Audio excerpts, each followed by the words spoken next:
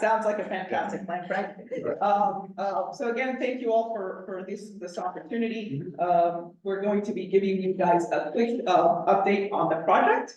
Hopefully I can work it. Not sure if I need to point it somewhere.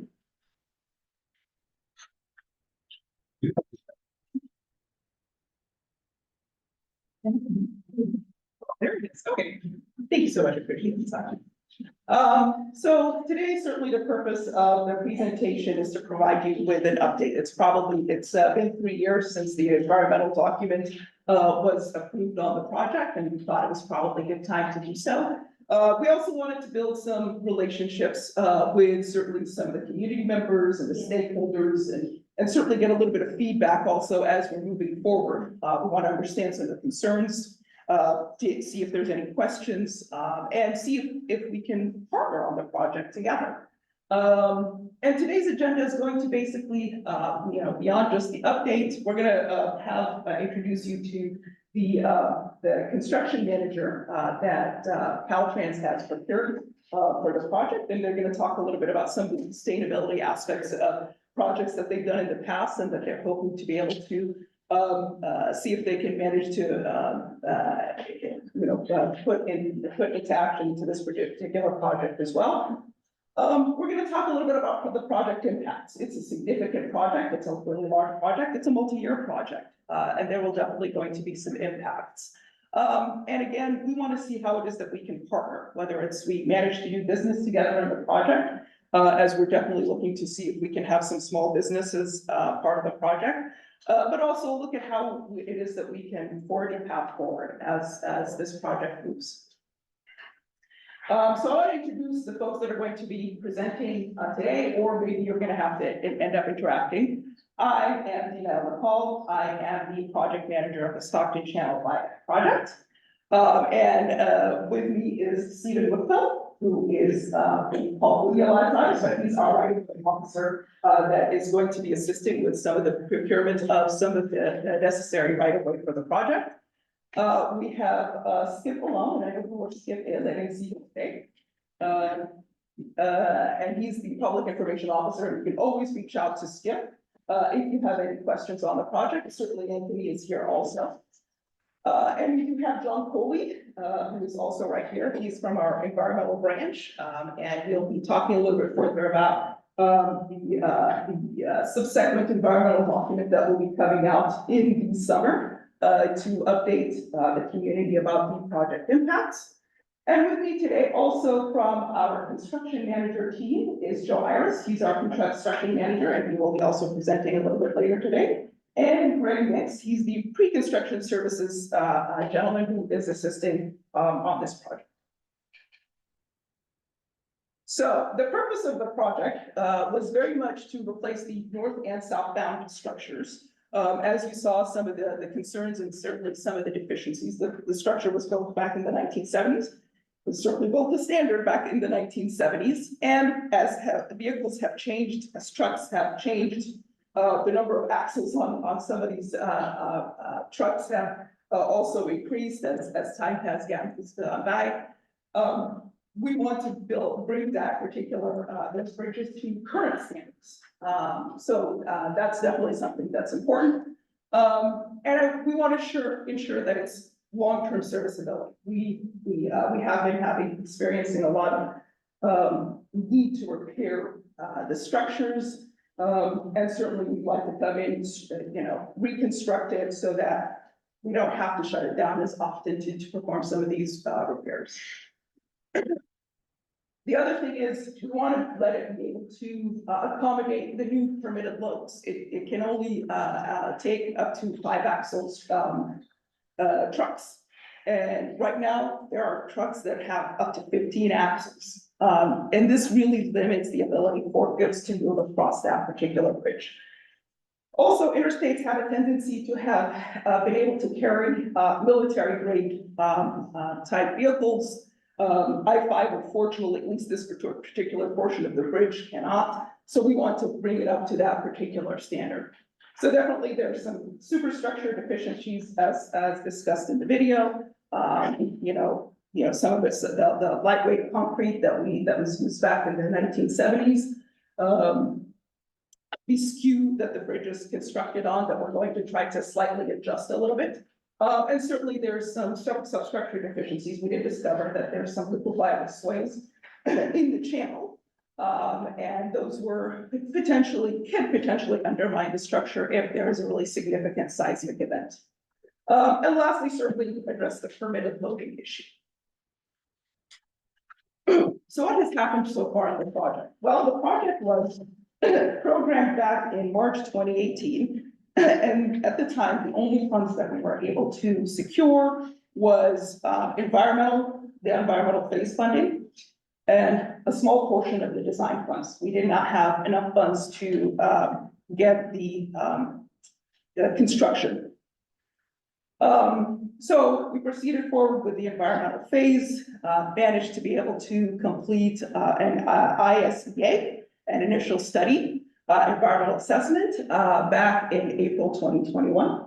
And we approved the project in June 2021 afterwards, so a few months later. And then we kicked off the design. And we have kicked off the design not having actually sufficient funds for the design. But we have kicked it off regardless, and we're trying to seek some additional funding in the next few months. In 2022, the project delivery team decided that this is an excellent project for a different type of alternative to a delivery method. The delivery method that Caltrans typically uses is something called design bid build, which is we design it, we advertise it, lowest bidder usually bids the project. That's the one who usually gets awarded the project. This project we saw as potential of having to utilize a construction manager general contractor, and that's a little bit different where we and I'll talk a little bit further about it. But it's a different type of delivery method where we procure somebody early on, whether in the environmental or in the design phase, to assist us because of a variety of constraints that we see that are challenging in the project. So we did select Kiewit in February 2023. And in July, there was a bridge type selected by the PDT. And the only thing, a big major milestone that we're hoping to achieve is this particular summer when we go out with the subsequent environmental document. And it will document some of the choices that we're having to do in the design, some of the design alternatives that we're looking at. The different alternatives that were reviewed during the environmental phase were just trying to change the deck, trying to change the superstructure alone, and lastly, complete and wholesale change of the whole bridge itself. Back in April 2021, we selected complete change of the whole bridge itself because it looked like there was going to be one or another need that would not be met if we just changed the deck itself or if we just changed the superstructure alone. Okay, so a little bit more into the construction manager general contractor process. This is an innovative project delivery that the governor basically allowed us, so we have it through legislation.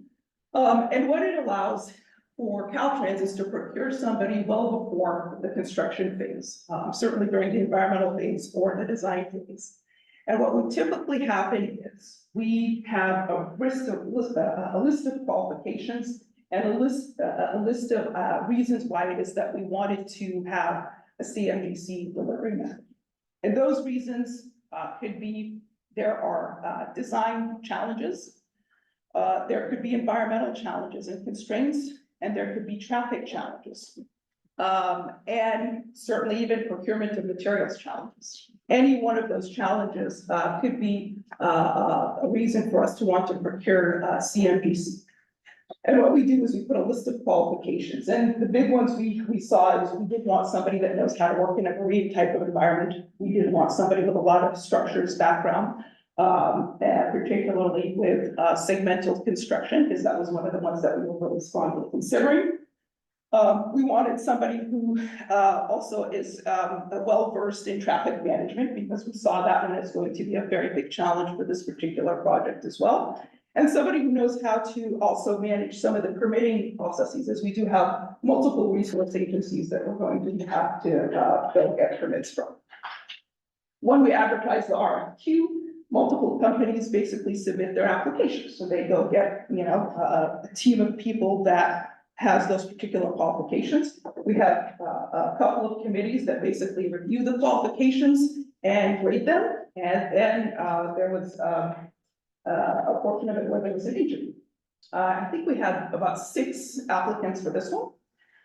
And Kiewit ended up being the winning contractor for this particular phase. We certainly got them during the design phase, not the environmental phase.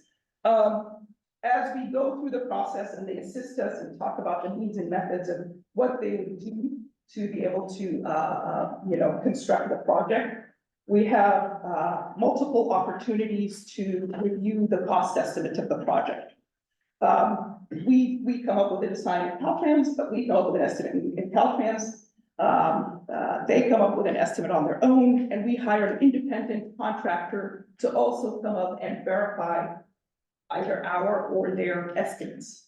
Right now, we're in the middle of this particular process right now, where each one is sort of doing their estimates. And we're in one of the early estimates right now, so I wasn't going to be able to share with you an estimate as we're still in the middle of this particular process right now. And then afterwards, we actually compare notes, look at the assumptions that were made, see how it is that we can remove risks, and improve the estimates as we move forward. And we do this multiple times as the design gets refined. So right now, we're at about a 30% point where the design plans are. And if there's price agreement towards the end of this particular phase, and price agreement means we're within a very small percentage of each other, we can award it to Kiewit. If there is not, there is an opportunity for Caltrans to say thank you for your pre-construction services. We will advertise this project to the lowest bidder.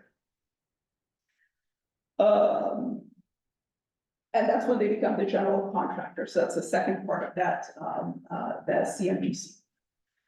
So one thing I wanted to let you know, one of the things that we're going to be moving forward with is, I think we can do this. This is where the existing bridge footprint is right now.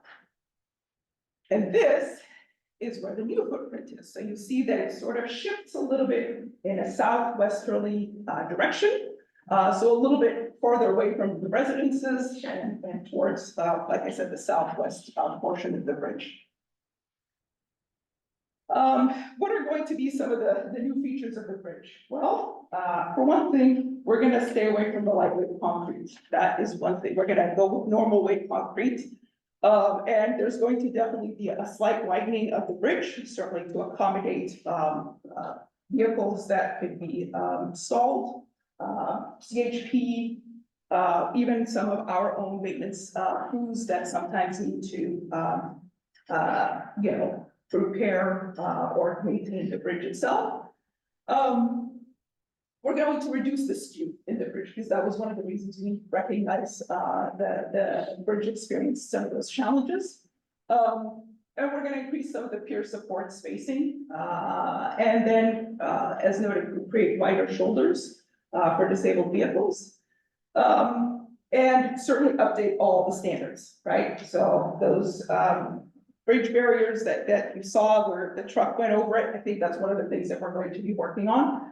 And improve the load rating of the bridge. Right now it's at a P5, which means it's a five axle type vehicle is the one that can traverse it. We're going to try to bring it up so that a 15 axle vehicle can actually traverse it. And certainly military grade vehicles can be able to land on it if they absolutely have to. And certainly new foundations. Another item that I wanted to bring to your attention that we had recognized was a concern from some of the folks that live along Pershing was if you see the red is the existing Pershing off ramp right now, and that one comes off with not much control. You come off the highway and kind of land in front of people's houses. One of the conversations that we've had with the city was to help tee up that particular intersection so that the landing comes off in that green configuration, so it's more of a loop off ramp, if you will. And we are currently studying the options, whether we go with a signalized intersection so that the termini lands at an intersection, or possibly a roundabout. So we are currently studying those particular two options to see which one we're going to proceed with. We definitely want to hear a little bit from the community also which one is preferable. But this is where I think I'm going to hand this over to Joe. Okay. Morning, everybody. Again, Joe Eiras with Kiewit. I'm part of the general contractor, construction manager, helping Kiewit with pre-construction. I'm going to talk just a little bit about the sustainability elements of the project. You know, right now it's in the design phase, so these requirements are being developed and being incorporated into the project as they're designing it. There's a long list here, but there's a lot of things that Caltrans will require for sustainability. You know, recycled materials. I'll show you a couple of pictures on the next slide. But there's also some things that Kiewit will do as a contractor, decisions that we'll make to have sustainable elements in our construction needs and methods. And some of those are using electric equipment, you know, like tower cranes. That's currently part of our plan, and those all run electric. So not big diesel engines running full time on at least the tower crane portions of it. So there's a lot of elements here. I'm not going to read them, but here's a few kind of highlights. One of the big things Caltrans tries to use is recycled rubber for pavement in their asphalt. So it's one of them. And then, you know, obviously there's a bridge out there that's going to be demolished. A big question that always comes up with that is, are you going to use recycled materials, or where are these materials going to go? So all the concrete will be recycled, or most likely will be recycled on the job and could potentially be reused on the project, or recycled concrete from other places could be reused on the project for fill and for base, road base and things like that.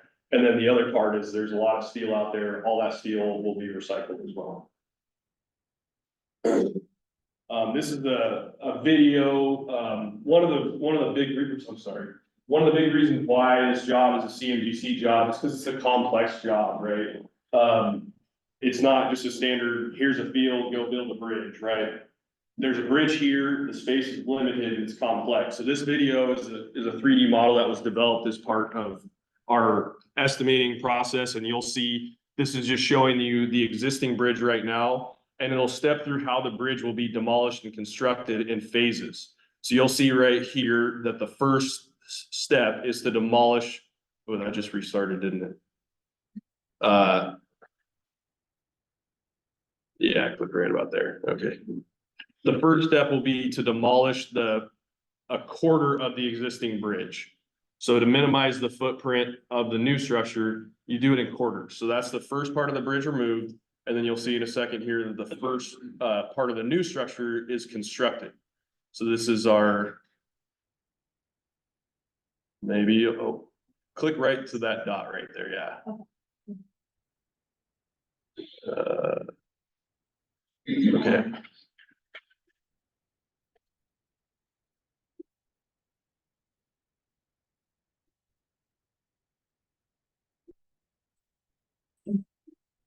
Yeah, try just going a little further, maybe.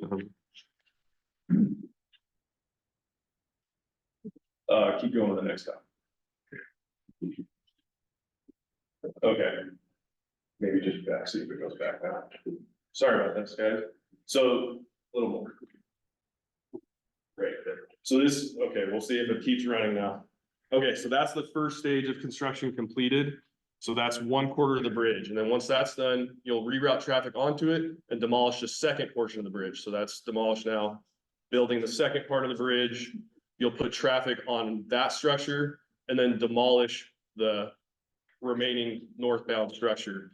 And right now, the preliminary design was based on 4 stages of construction. So that northbound bridge on the right there is built in 2 stages, 3 and then 4 that just popped up.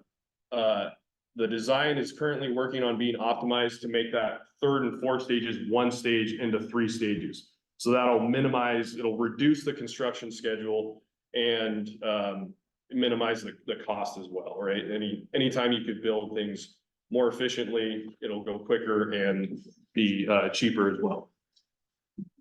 So that's the overall structure. I think it's, you know, a good way to show you why this job is complex, right? It's not just building a single demolishing a whole bridge and building a single bridge. Obviously, that wouldn't work shutting down I-5. This is how you get around working through that, keeping the I-5 active. You want to admit this person? Okay.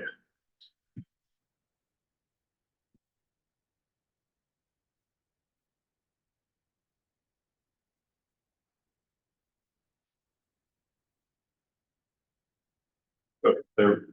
And I think this is where I hand off to Woody to talk about Stephen, Woody, whatever you guys can talk about, like, right? I prefer Woody, but that's all right. I go by Steven also. I'm the current office chief for District 10 right of way in Caltrans. Just to give you an idea of, and I'm not gonna get into any specifics about any particular parcel, but what we do in right of way, our projects affect people. They affect property owners, adjacent residences, the environment. Our projects have a big impact. And as Joe mentioned, you know, on a smaller project where maybe it's a rural roundabout, very little impact. This project has a lot of moving pieces and a lot of public impacts, which are gonna affect the tenants, underneath our airspace. The property owners right underneath and adjacent to the structure will be affected. So, and that's really where right of way comes in. When the state's or Caltrans's, Kiewit's projects are impacting the public, we are tasked with helping them through the process. So an old joke line you may have heard at some point or another, we're the ones that come knock on the door and we're from the government here, we're here to help. But that's truly, and I say that tongue in cheek, but it's really, there's some truth to that. We are not in the business of destroying people's properties and livelihoods. We make you whole if your property is affected. And there's any number of ways we might affect your property. It might be just a small, what we call a sliver acquisition, where it's just maybe a couple of feet off of the edge of a property. Sometimes we have substantially larger impacts where it might entail a full acquisition. When we have those, what we try to do, like I said, is minimize the impact and make you whole. So, and there's a process for what we go through, which I'll talk briefly on. I'm not gonna tell, so you've seen on some of the, and I've heard some of you in here, some of the local residents, based on the visuals, you can see, oh, they are going to affect my property. So I'm not gonna go APN through each APN that is affected. How do I move this forward? So there are, as you can see, a number of parcels. These are just APNs listed that will be affected by this project. So our driving or am I driving? Okay, so our typical process begins with an appraisal. You need to know the value so that we can, and what we do is we typically will send out a notice that we're going to appraise your property, then we'll send out an appraiser, then we'll send out a right-of-way agent to present what we call a first written offer. That's what the state is willing to compensate you for your property. That's not all we do in right-of-way, though. We don't just go around buying properties. We also work with utilities. There are a number of utilities that will be affected by this project that need to be relocated prior to construction. We've helped facilitate that. We also work with the railroads when railroads are involved. We get their buy-in on the project. And clearance and demo. This is not a complete list of all the things we do, but we also do clearance and demo. Sometimes there are structures that are in the way that need to be removed. We facilitate that process as well. So I think there's another. That's it. Yeah, that's it. So, just know that, right away, we really are here to help facilitate and we typically are involved prior to the construction. We need to have whatever land is needed for the construction of the project, whatever property rights are required, whether it's a fee acquisition, or sometimes it's just a temporary construction easement where the contractor maybe needs a little bit of room to groove in order to build the project. So there's any number of rights that might, need be required, on a project this size. So our office, that's what we do. And so somebody from our office, I'll be here, like I said, I'm not gonna go into all the details on any particular project, but I'm gonna be here all afternoon, not all afternoon, this morning. So if you'd like to come pull me aside after the fact, I'll make myself available to answer any questions as best I can. Yes, sir. I know I'm breaking my own rule, but, two things. First, is there any way you can work with those impacted, property owners to, like, if you need it, obviously you need staging areas, for your construction materials and whatnot, a way that they won't lose income, and to utilize what, those property owners as a staging area? We do, on this particular project, it's more of a design question, I'll leave that up to the professionals in design, but we do work with, and that's part of the negotiation process. Whether we need it for staging, or whatever the case is. Right, and just a second question, when you do your demo, and, are you using, are you? I think we'll get into Disposing, that. are you gonna be disposing of everything appropriately and recycling and whatnot? That'll be required by specification. I'll talk a little bit about the reason methods of things here just in a second. Yeah. Maybe that's a good transition here. Yeah, so I'll turn it back over to you, Joe. So that's what I do, I help people transition. The facilitator's job, right? There you Okay, so I'm gonna talk just about some of the impacts of the project, specific to construction. So, whether you're a neighboring property or not, there is gonna be local traffic impacts, right?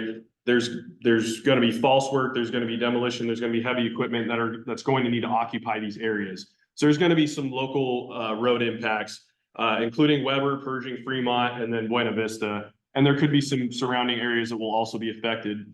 This is, I'm just gonna go through and show you guys some pictures of these areas or of what these types of detours and impacts could look like. So this is a traffic detour we did on another project where you're detouring from the bridge area where we're doing demolition and it will reroute around. And some of these could be newly established areas in order to facilitate that traffic during construction and demolition. There will be some marine traffic impacts. I'm sure there's, definitely the marina and, other boat users in the area that will be impacted by this. Fairly minimal for as far as full closures. There will likely be 1 to 4 full closures of the marine channel that will last for maybe 3 days. Something similar, we've done this successfully on other jobs where we've lowered bridges. You can see on the top right there, we're lowering a whole bridge onto a barge. It's usually an extended weekend closure or potentially during the week. All that's coordinated with the Coast Guard. And there will be some temporary impacts during construction, just necking down the channel a little bit with construction equipment down to about 120 feet during construction. So really, there's not much going through the channel that's over that or over 50 feet wide, right? It's a pretty large barge if you're going over that size. We've already done an initial consultation with the Coast Guard and it's gone to public for this an initial navigation impact study. And I guess the end goal is that the permanent height will actually stay the same, permanent clearance of the bridge will stay the same after construction. There will be some temporary reduced clearance during construction with the construction method, and I'll show you how that works in a second here. But the permanent clearances will stay the same after construction. There will be some slight temporary restrictions and closures during construction. Hey, Joe, just to clarify too, those closures, right, obviously would be communicated through the Coast Guard, scheduled well in advance with any businesses that might be impacted, right? So that everyone knows it's not just gonna be a surprise when it comes up, it's gonna be known well in advance, and schedule the best we can to accommodate any businesses or local events that we come. Yeah, usually it's something like 45 days notice that that it'll be published before the closure. And then any of these temporary, like you guys one on the screen there, and these temporary narrowing of the channel, the idea would be, hey, those are farms until the vessel that need to move. So if there's a bigger vessel that needs to come through with notice, we can get out of the way so the bigger vessel. So demolition, we've talked about, how that'll look. So these are some pictures from past job of what that demolition will look like. Demolition is usually one of the most impactful items on a construction job. There's obviously it's concrete, you make dust, you're gonna have rebar, concrete, you have to contain that. So we've got several methods that we'll use to contain that dust and the debris. Typically we'll use, dust is typically the biggest issue. So you use large misters, you can see that on the bottom left. And then really the best and most effective way is a fire hose with just a person holding it or stationed off of a man lift, shooting water directly at that point of contact where you're breaking the concrete. And then we also use nets in order to contain some of that dust, and we use nets to contain debris. We also use fencing. Noise is definitely a concern as well. We'll work with Caltrans in the city, make sure that we're meeting our obligations to the noise restrictions and make sure we're minimizing the impacts to the community. These are just a couple more demolition photos. This is what those large girders look like when they come down. They are large, they take up a lot of space. That's why some of these road closures need to take effect. And once you get that on the ground, you get it chopped up and you get it offsite to a recycler fairly quickly. But this also shows you the scale. I mean, these are big girders, big cranes. It's everything is big here. On the construction side, we talked about a bridge type was selected. The approaches are all precast concrete girder. So here's some photos of another job. These are large 8'6" tall girders as designed right now. The spans are 220 foot long. So these are, again, large cranes, large girders, large trucks coming through. Typically, a lot of times these are done at night to minimize, these are large trucks. You're going to have some road closures. Typically they're done at night and brought in on large trucks and set with cranes that are potentially going to be set up on local roads as well. And all of this will have advanced notice and coordination on these local street impacts as well. These are just a couple of some of our 3D, we call them 3D lift plans. This is how you're planning on getting your girders into place with some of these cranes. So this is a shot on the northeast corner of the bridge. Those cranes are positioned there. You'll get the girder in and hoist girders up. So you can see on the left there, that's kind of a 3D Google Earth shot. And on the right, that'll be what our lift plan could potentially look like there. Over the main span, I mentioned, this is, we call this cast in place balanced cantilever segmental bridge construction. So in order to eliminate false work in the channel that could potentially block the channel for several months, several years, you do this and your form work to pour the concrete is hanging off of the bridge. It's supported on the bridge as you build out. So you can, this laser doesn't work on the screen, but that bottom left photo, that's the Benicia Bridge. It was constructed the same way. So you're building out over the channel, and the only impacts to channel navigation during that time is just the amount of those forms hang down, which is only about 10-15 feet. So that'll be your reduced clearance during construction, is in that 15 to 20 foot range. And it's not the entire channel, it's just where those forms are. So you're gonna have that full same vertical clearance during construction for the most part, just a couple spots where those reduced clearances. I think this is where I pass it back off to Dina. Thank you so much. Okay, so a little bit about the project funding and I kind of started out a little bit, kind of giving you a little bit of picture of that. We did get some funding for the environmental phase and partial for the design phase. So we're still not quite whole for the design phase, but we are proceeding forward. We did get some construction and right-of-way funds in 2022 for the southbound bridge. Just this last week, we got a little bit of additional construction funding and more right-of-way funding for the northbound bridge. Now, both of those are still, so we got a total about $530 million right now for between the two bridges.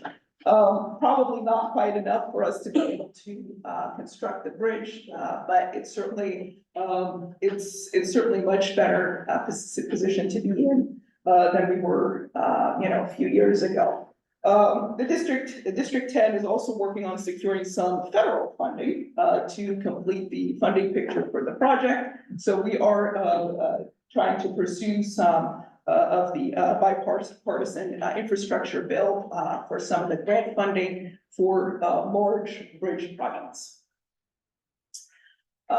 This is a little bit of an approximation of the project schedule. So I think I talked about the earlier portions of it and past the type selection, which happened last year. We are right now designing the southbound and the northbound bridges. The estimation of when we would be complete with that would be about spring 2026 for the southbound bridge. And then the northbound bridge, maybe a little bit more than a year after that. The construction that we're planning to sort of proceed with is hopefully going to be between 2025 and certainly until 2034. This is the absolute probably worst case scenario.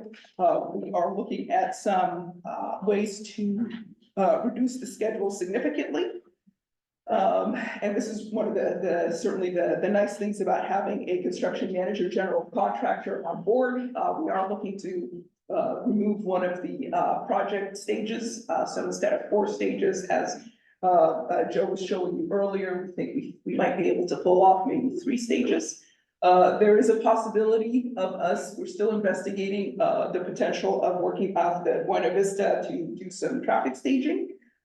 There's a possibility that particular stage that is not necessary also. So we're managing looking at the traffic, how it is that we're going to stage the traffic to see if that particular stage is going to be necessary. But you could see us going to construction as early as 2025. Maybe not, maybe spring, perhaps even about summer of 2025. And certainly, again, the open lanes, you would see the southbound structure open about the spring 2031. And again, the northbound bridges at the latest, we hope, summer of 2034. And again, we're trying to see if we can improve that particular schedule, by a couple of years at least. So again, the current status, one of the things that we're trying to do is certainly update the project environmental status. We're looking at a slightly different, length of the project now that we have a particular path forward. We are trying to certainly outreach to stakeholders, whether they are property owners, residences that own property close by, airspace leases, et cetera. We also are working with certainly all the resource agencies, as well as Coast Guard, City of Stockton, very much. Another thing that we're working on right now is trying to secure funding. So like I said, we had some funding come in last week. We are just trying to make the funding picture whole. So I'm actively working on that particular portion of it. And we're trying to we're gonna probably get started working on securing some of the right of way and some of the construction easements that are going to be needed for this. We're also actively working on some of the traffic studies. It very much will determine how it is that we stage the project and deliver potentially what we call early work packages. The Buena Vista package that I had talked about would have been potentially one of those early work packages. And it's one of the nice, things that we get to have with, construction manager, general contractor delivery. If there is a critical path task that we need to do, we can sort of get it out of the way, and help us sort of proceed with the project a little bit faster. And one thing that's important, to let you know, Caltrans is very much always interested in ensuring that, it's not just Kiewit that we're gonna be doing business with, but we're going to also be potentially meeting small businesses and disadvantaged businesses to be able to assist us. There's always a goal, that's part of the contract, for Kiewit to be able to go out and seek the services of, smaller businesses to come in and subcontract for them. And we want to make sure that we can get you there so that you are certified. So this QR code, if you are interested, will assist folks who are interested in getting certified to be able to do work with Caltrans. I will make sure that that one is available certainly on the website, so that you guys have it. And it's over here. Thank you very much for pointing that out. It is over here if you are interested in doing so as well. And this one for you, Joe. And just like Caltrans said, we, Kiewit, we're a general contractor. We can't build the bridge alone, right? We need subcontractors, and we have to meet our disadvantaged business, and small business requirements as well. So we're always looking to outreach and make sure that we are involving other contractors as well. These are kind of the ways to get involved. Right now it's early. The construction, as Dina said, is most likely starting in 2026. So there's not gonna be any opportunities, right away. But getting your name, basically this first QR code on the top here is how you get on our distribution list for the project. So once you get in there, you'll fill out the form with your information, you'll be on our contact list. So when that bidding process starts up, you will be on that list to potentially be a bidder on the project. And the building connected is another way for our Kiewit regionally to be part of our bidding process as well. So these are ways that you can get involved with Kiewit on the project. And I think a lot of you guys saw the flyers out here. Those same QR codes are on that as well. So, definitely if you're interested in the project to be a subcontractor to Kiewit, then get on there, fill out that form, and you'll be on our distribution list. This is just a list of potential subcontracting opportunities on the job. As Dina said, one of the things that's a real benefit for CMGC is that you can do some early works packages. So that means if, for instance, if there's a long lead time item, let's say precast concrete girders, we know we need them, or let's say piles, steel pile. If you need them on day one of the project, if you get the contract signed and you go and say, hey, I want some steel pile, they're gonna say, okay, that's about 6 to 8 months out. So you can identify that as an early works package, go buy those 6 to 8 months ahead. Day one, you've got that steel on site. So there's certain things that'll be early works packages and certain things that'll be throughout the project, but this is just a list of some of those items. And then Dina, I think this one is back to you for some partnering opportunities with the community. Absolutely. So, we over here are still sort of trying to improve some of the way that we're communicating with the community. And one of the ways that we're hoping is, because this is certainly your community and your bridge, we'd like a little bit of assistance. So I'll ask you, if you have your phone, go ahead and pull it out. Go scan that QR code. And what you will be taken to is a quick survey that to help us maybe pick out the project logo, because we were very much unsettled as to which one we wanted to see. So if you can go in there, hopefully it takes you quickly to the survey, and go ahead and submit your vote. We appreciate kind of finding out a little bit more about the people that live or work around Stockton, how the project logo would like to be. We are going to also be having other future opportunities for the community to be able to be involved with the project. Certainly, we're kind of in the early portions of the design right now, but we foresee the opportunity to partner with the community to look at maybe some artistic elements that we can incorporate into the project. Again, it is your bridge, it is your community. we would like it to feel like it's your community and for you to have some ownership over the choices that we're going to do in the project. The other one is certainly to participate in when we put out the subsequent environmental document that will be coming out later this summer. So we'll certainly make sure that we outreach to you. If you have comments and feedback, etc., feel free to absolutely attend that particular meeting as well. And certainly, we are going to be continuing to outreach to communities, and, you know, whether they're residences or businesses, et cetera, and other stakeholders to, find out a little bit more about their concerns. And it could be a myriad of things. And we're more than happy to listen and see how it is that we can incorporate and forward a successful project together. And this over here are the points of contact from Caltrans and Kiewit. So over here we have our public information officer, Skipper Lund, who's fantastic, and he does, he's very, very quick to, very responsive, as well as some of the folks that we have from the Kiewit side. One of them happens to be here, it's Greg. And the other one is Karen Fernandez. So please feel free to take down those names and phone numbers. We will have this particular presentation also available eventually on our website. So, with that, I can keep this back if you guys want to continue having this. That is okay. With that, I think we can take any questions. Oh, go ahead, Kathy. Hey, Dana. Hey. On the funds, did you say you discussed them last week? Did you get up to $500-something million so That's far? Yes, right. That's going in? Because originally it was like 570, bumped around. The latest I saw, it's up to 800 million possibly. I could be confused on that, Now, so basically, it's the other question I have then, do you guys on the right-of-way manual, there's 2,000 plus pages and guys have signed it, they're going by the right-of-way manual. How close do you guys have to be to the right-of-way manual as far as you guys going through and meeting all the different things? Is it your Bible?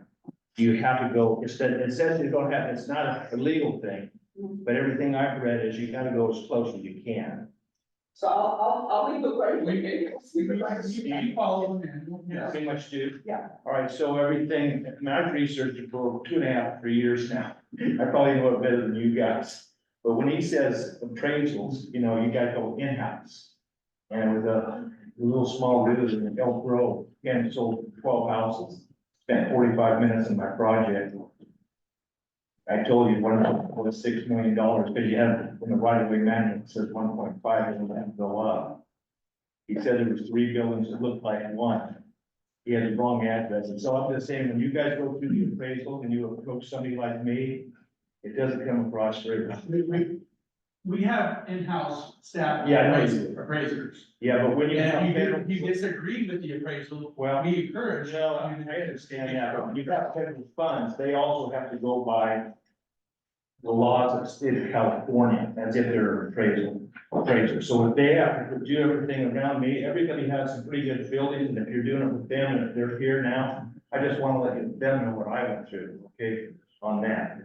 Now, there's also, I've talked to people back in Washington DC, how you got funds, and relocation and that. When you said relocate, you forgot to say relocation during the appraisal. When they're doing it, you guys are doing the appraisal, your relocation guys should be coming with them. Now, you guys need to come back to me. I have a condemnation clause, which is pretty good. I got some good lawyers and that. But when you guys go through and do those appraisals, they just have to understand what they're coming up with, you guys, because it's not the same as you're talking about. When you come through and do your appraisal, your relocation officer, your RAP officer is supposed to be with them. That's not. That's not true, that's where, we can talk about that, but anyway, I have minorities that are underneath that are with me. And when I say minorities, Hispanic people, African American, and that, okay?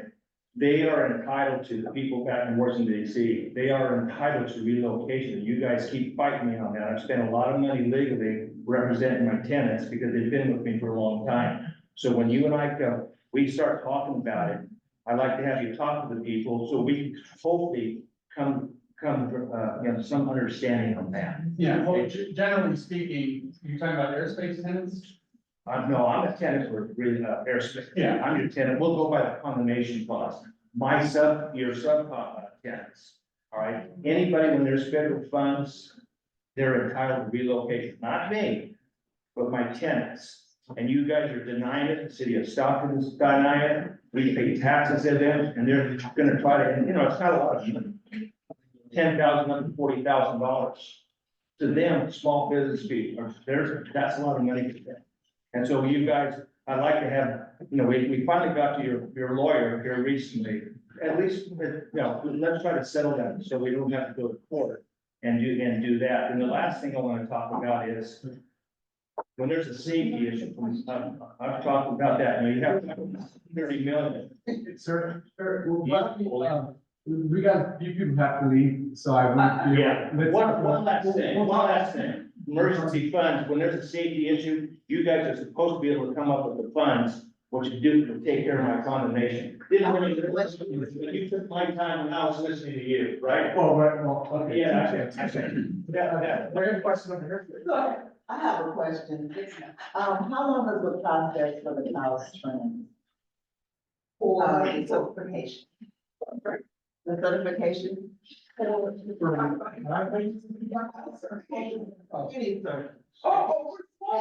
I'm so sorry. It's got environmental certification, but what certification?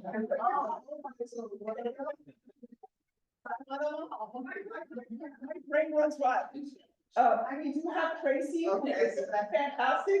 We can definitely, we can definitely take you through the process and pull all the way to the very end. So they have fantastic programs, with some of the outreach that we do, but Tracy is your go-to person for that. And make sure that you contact her. Certified. So how long is the process? Small business. Yeah. It's not, business takes no long. Got it. And what are the other, certifications? So the other certification is something that are particularly project specific, which I'm not sure that you particularly interested in, but it's something, but it's something that happens before we actually go to construction. We have to make sure that the project is not certified and publicly certified, and that's something that you guys do. What about for trucking? Trucking, that's a small business cost, that's an easy one, Okay. that's an easy one, okay, absolutely. Got it. Yeah, I can't imagine that it takes, more than 3 months, probably. Yeah, and once you go through that certification process, then obviously that's something that as a contractor, we're interested in. They're interested, yeah, because it's that. Right, Yeah, right. Okay, great. Absolutely. Do you have a card, sir? absolutely. Quick question. Yes, sir. Do you, in the reconstruction of these projects, are you using, recycled class 2 road base? Or are you turning the concrete back into the project? It will depend on the project. I mean, there will be specifications requiring, how you, a certain amount of material you have to recycle for the project. So most likely the material that we're taking off the bridge will be recycled, whether it's used on the project or used elsewhere. So It could be, it could be some different product. Right. We will like Right. recycle most of that, Yeah. and figure out how to salvage it. But, and I think most likely there will be some portion of the road base on the job will be recycled. Absolutely.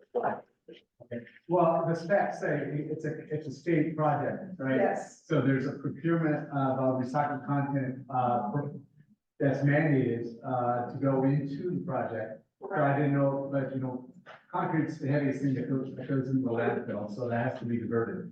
Yeah, I don't think any of it do that.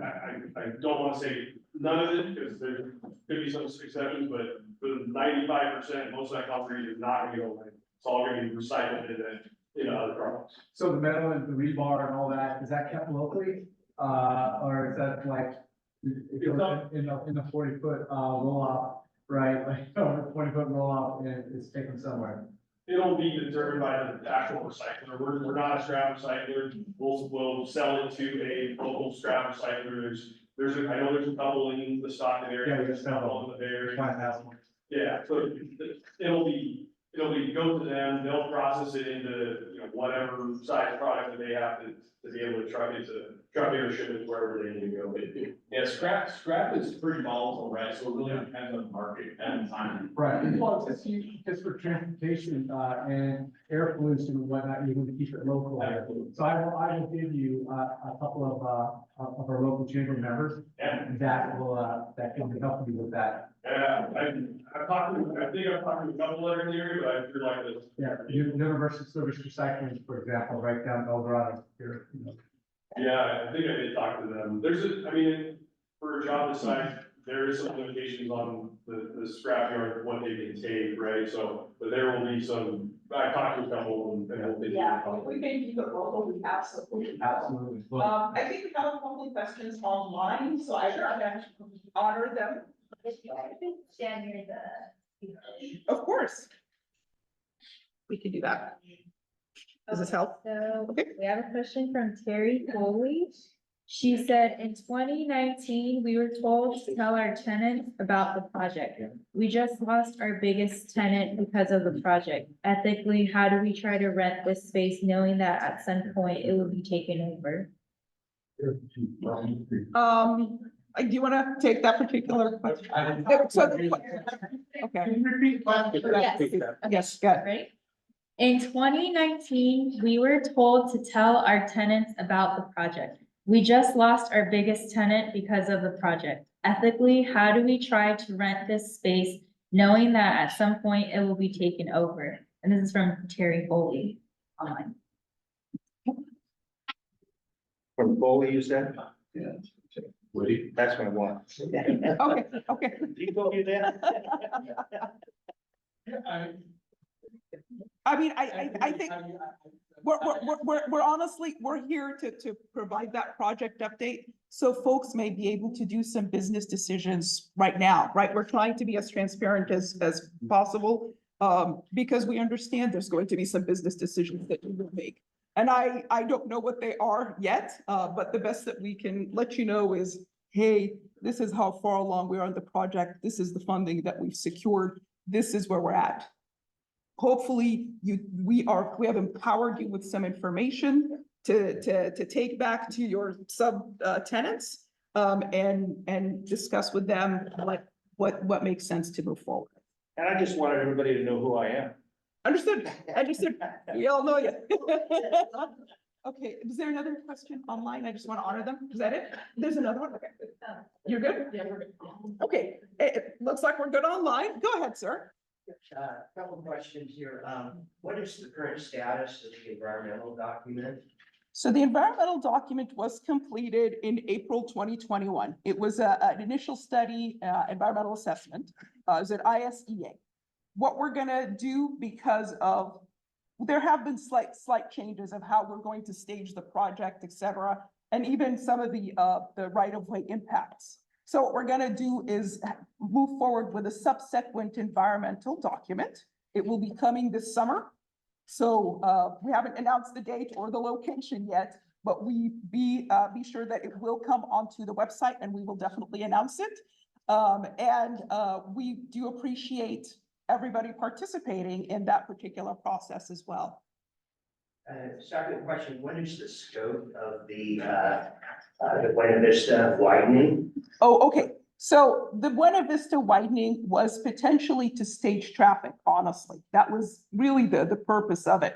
We wanted to see if we could create an additional lane on the opposite bridge, because we're gonna demolish half the bridge. We can only have maybe 3 lanes at best on the other half of the bridge, and like really narrow shoulders, et cetera. So potentially, the idea was to potentially stage an additional lane on the opposite bridge so that you can still have 4 lanes. That one is still in study. We are unsure if we're going to move forward with 3 or 4 lanes, but that was the possible reason for the Buena Vista segment. Would that require a potential closure of the Buena Vista on and off ramp? I think a lot of the work was going to be done on top of the deck. I don't know if we thought about much significant closures at Buena Vista because of that. It would only be for the undercrossing underneath Buena Vista. Yeah. is the potential, but it hasn't been totally sorted out whether there would be just restrictions on, because right now that bridge has a non-standard vertical clearance as well. Mhm. It's a low clearance bridge, so once you have that fall for underneath there and build the rest of it. Yeah. There will be reduced clearance, so at minimum, because there's still, the study is ongoing, whether or not it's going to be required. Yeah. The point of this crossing, but at minimum, if it does go, there will be reduced, clearance, reduced vertical truck clearance. But there could be, some, I don't know, extended closures, to facilitate that construction. But that's just on Buena Vista. Just on the point of it, That's not Buena Vista. yeah, Right, not any.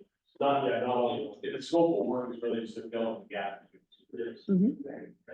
And so finally, there at Pershing and I-5, is it possible to get some of the preliminary alternatives that you're looking at the intersection? The intersection control? The roundabout? Yeah, in fact, we were hoping to be able to schedule a meeting with the community along Pershing, maybe in maybe a month and a half, when we finished all of our studies for this particular area, and present them to the community, the residents, the businesses that are impacted by this, and discuss, which way is the most preferable way to do this. So that's, I haven't actually quite committed that particular, but that was my attempt, I was hoping to be able to do that. So if you're one of the folks that would like to assist in coordinating that conversation with that community, we would be ever so grateful. Absolutely. We're right there at the intersection. And the reason I was asking about Buena Vista is that would be our alternate Location, point of access, and I see. that's closed. That creates. So Buena Vista would be very early on in the project. Pershing, almost the last piece of the project. So if Buena Vista would happen in 2025, yes. Yeah, Buena Vista, if it was to happen, it would happen maybe around the summer of 2025. Pershing, we're talking maybe, 6 more years, maybe 7 more years. Yeah. And probably a lengthy. Yeah, it's like the last portion of the project. We're doing the northbound I-5, as the third stage of the project. So it comes at the very tail end of the project. So will both of these be addressed in the supplements to the EIR? The subsequent environmental it's not an EIR, it was an ISEA. Yeah. We absolutely will, yes. Yeah, and I don't think, it hasn't been 100% determined if Pershing will be closed totally during construction. I think, We will have a temporary Pershing off-ramp, absolutely. I wouldn't say it's totally off the table, but it currently is being designed to try to accommodate that, to stay open to grounds. Absolutely. Yeah, we got, at the end of the table over here, sir. Sure. Did you have a question? Oh, yeah, sure. Of course. You've set some dates here, but you've also said, if I understood correctly, you don't have funding for the whole project yet. Correct. When is that funding expected and how could that impact these estimated dates? Very good question. So, currently we're applying for, like I said, federal funds, from the bipartisan, infrastructure bill. I think they will be announcing the results of that in about a couple of months. We did apply before, we were unsuccessful, unfortunately. But we're hopeful we have a better application this time around. So that's one thing. The second thing is, we are looking to also, go to the CTC to get some supplemental funds for the project, certainly to supplement the design, because that was never fully budgeted.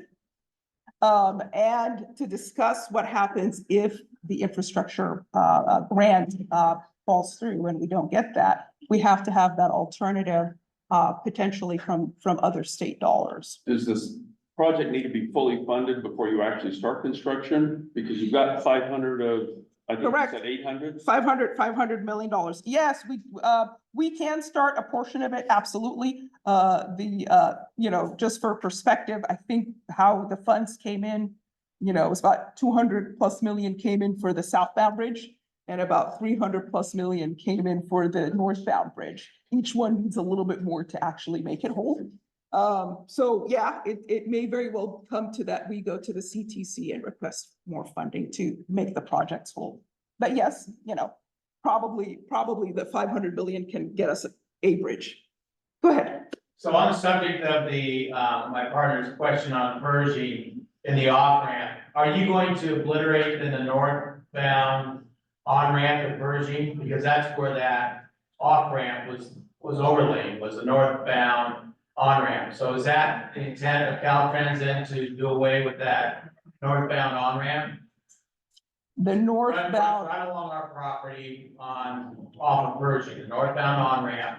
The way Oh. you show that we off-ramp, could try to go back to the. No, I think the intent is to maintain that on-ramp, so as you come in off the hook ramp off the highway, your on-ramp would just. be right adjacent to it. Okay. So that was still there.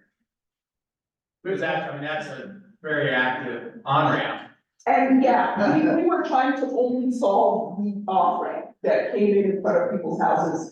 But the other on-ramp is safe, will still remain, maybe slightly offset a little bit just to make space for the. Don't ask that much. Yeah, right there. My office. No. Definitely. Don't you want to get those grounds? Well, we're pretty close as it is. I mean, we're about 10 feet from your office. it in presentation mode?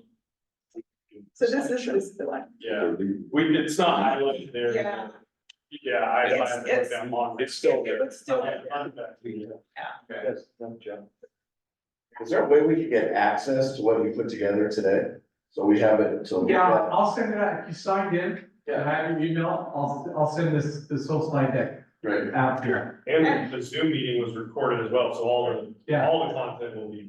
And we'll put it on the website. Absolutely. Dina, Yes. I just wanted to point out, we did get that, the QR code for the Get Certified Get Selling onto the Viaduct project downtown. Thank you, sir. There you go, so if anybody needs. So if you do need that back or send it to some friends or something like that, go to the Stockton website. You will find that QR code. As we go through this process, and it gets more defined in the design stage, will there be, more of a breakout session for, in particular, let's say the adjacent landowners that will be affected? That we can drill down on our particular interest, because there's a lot of people representing a lot of different interests here that makes it tough to really, without monopolizing the entire meeting, really get our questions answered. Of course. So, and I understand you can't do that all right now, but are there plans to have landowner meetings like this or contractor meetings like this and?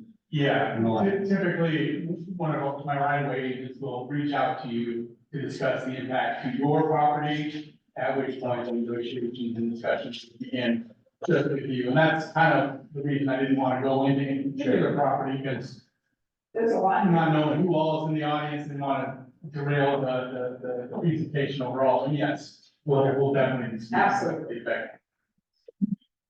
Yeah, and this room is always available for you. Fantastic. You know- Really do appreciate it. Well, you just keep bringing the donuts and the coffee. Work something out, Anytime. Sure. Any other questions? I know our time is almost up, and I don't want to hold up anybody, but I just want to see. One question. Yes, sir. So the total amount on the bridge that you're figuring is gonna be close to 800 million? We are still going through that cost estimate right now together as a team, so I'd rather not actually hand that out because What is your high and what's your low? then? what is my high and what is my low? It could certainly potentially surpass, $900 million. That's very possible. And certainly on the low side, it might be about 700 million. Okay, and the percent of funding you have right now is 50%, a little more, 60%? More than that, yeah. More than that, absolutely.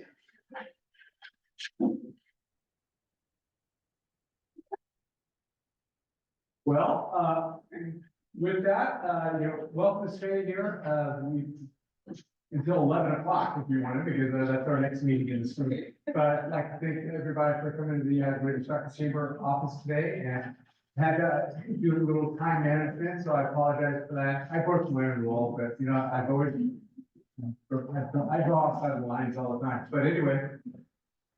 Just want to thank Stockton Chamber, the Greater Stockton Chamber of Commerce for allowing us to be here today. And, we'll stay for a little while to answer any further questions. And really thank you for taking that